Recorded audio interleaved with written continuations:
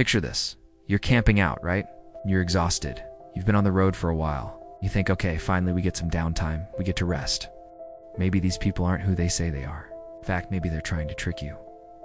Welcome to the Bible Project. Okay, so imagine, if you will, a nation called Israel. And the Bible tells us that they were descendants of Anak, or Anakim, which means they were descendants of giants. And they brought out old bread, worn sandals, cracked wineskins, because this whole story is in the book of Joshua, and Joshua means God is salvation. And throughout this story, the main character is constantly asking God, what should I do? How should I proceed? What's the right thing to do? But in this moment, he didn't ask God. And when they did finally ask God, God was actually pretty mad at them.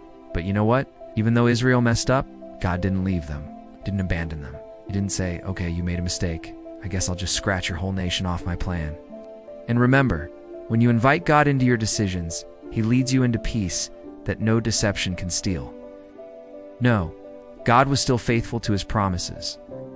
Instead, he saw the Gibeonites and their sad tale and their worn-out clothes and their pitiful condition and their persuasive words. And he believed them.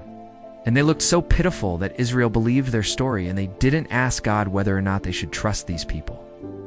These weren't harmless Gibeonites. These were actually some pretty sneaky people. And maybe they were.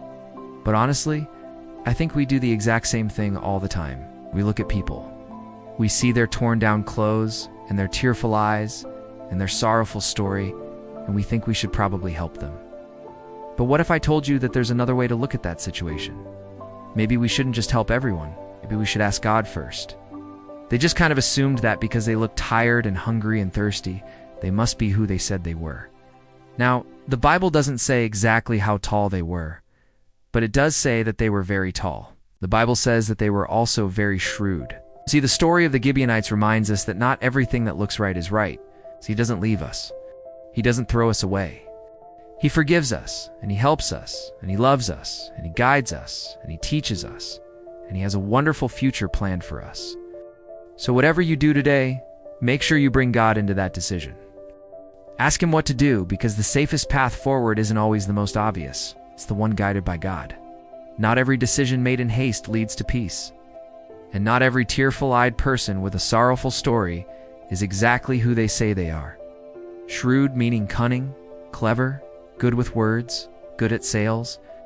They're wandering around the land that God promised Abraham, Isaac, and Jacob, and they're getting ready to conquer it. But then all of a sudden, they meet a group of people. They're camping out, they're weary, and they come to make a deal with Israel. And they say, hey, we want to be friends. Can we have an alliance? And Israel's like, okay, sure, let's make a treaty. And they do, and they live in peace together. But then all of a sudden you hear voices. You look up and there's a group of people coming towards you. They're dusty, they're worn out. They look kind of like refugees. You might think, oh, okay, let me hide my stuff, because maybe they're going to steal it. Or you might think, well, hey, let me go help them because maybe they need my help. Well, what if I told you there's another way to look at that situation? So this is the story of the sneaky Gibeonites. Now, the people that Israel made the deal with were called the Gibeonites. And they came up with this elaborate story about how far away they were from Israel, how they had a long journey, how they were tired and hungry and thirsty. And so they made this deal with them, but not after they asked God first, which is kind of funny. And they lived together in peace for a while, till all of a sudden the Israelites realized they'd been tricked. You know, sometimes we read stories like this and we think, man, those Israelites were kind of gullible. See, when Israel let the Gibeonites stay with them, they didn't ask God if that was the right thing to do. And he did the same thing for me last week, and he'll do the same thing for you today. But it also reminds us that even when we mess up, God doesn't give up on us. Thank you for watching. If this story stirred your heart, don't forget to like, share, and subscribe for more Bible-based wisdom and encouragement. Until next time, walk wisely and never forget to ask the Lord first.